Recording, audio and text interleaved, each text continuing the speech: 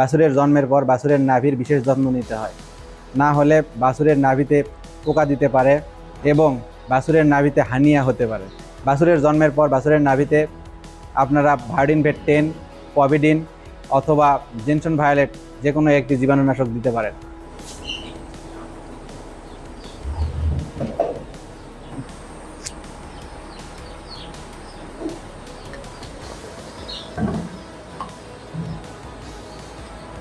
আমরা তুলাতে ভার্ডিন ভেট 10 ভরে নেব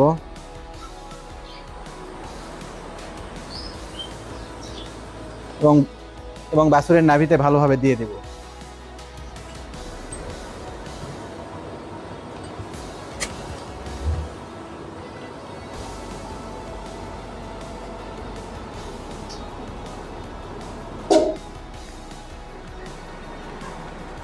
এভাবে আপনারা ভার্ডিন ভেট 10 অথবা পভিডিন দিনে 2 বার দেবেন, তাহলে বাছুরের নাভিতে ইনফেকশন হবে না এবং ঘা তাড়াতাড়ি শুকাবে।